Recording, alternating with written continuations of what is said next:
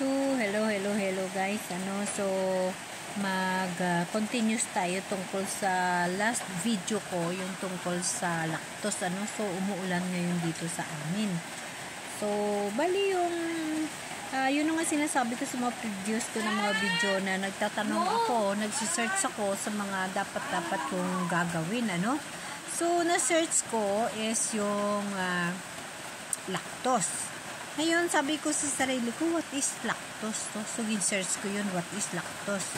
So, ang lactose, ang sagot sa akin is, ang lactose is a type of sugar found in milk and other dairy product. It's a disaccharide, meaning it's a made-up of two simpler sugar, glucose and galactose. So, ganun pala yun. So, sabi ko, baka may lactose intolerance ako, So, focus muna tayo sa lactose. So, yung lactose intolerance, some people have trouble digesting lactose due to a deficiency of enzyme lactase, which break down lactose.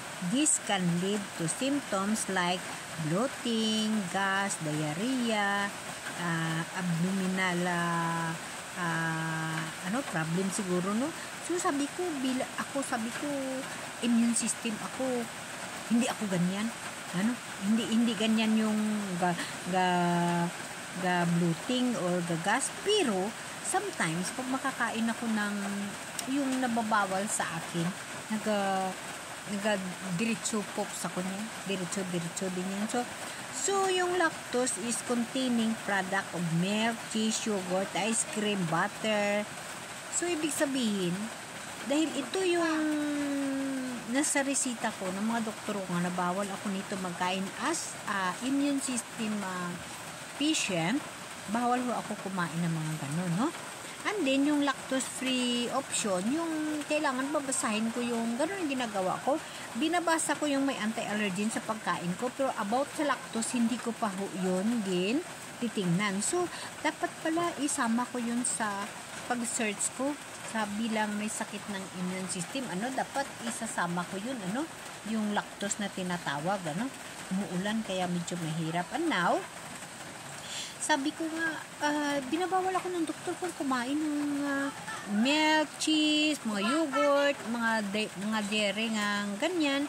So, ibig sabihin, in lactose intolerance, So, hindi ko lubos maintindihan. Alam nyo naman, guys, na magpunta tayo sa doktor, hindi naman natin pwede itanong yan isa-isa. Alam naman natin na yung doktor natin, pag magresita is diretsyo na yun kung anong alam nila, Pero tayo nakakaramdam, So, yun ang sinasabi ko nga, mag-1 year na ngayon na patient ako ng autoimmune disorder. So, tinutulungan ko yung sarili ko through sa pagdisiplina sa pagkain. Kapag search ko yung bawat kain ko na isang bagay na mag-react ang aking mga rasis, tudo na ako yung search. Yun yung sabi ko na yung pag-search isa sa nakatulong upang ako ay gagaling. So, sa sunod na pagbibideo ko, itatanong ko naman yun ano ba yung lactose? Ano ba yung papel ng lactose sa katawan ko? Bakit lactose intolerance na tinatawag? Intindihin ko yun. Okay guys? See you on my next video.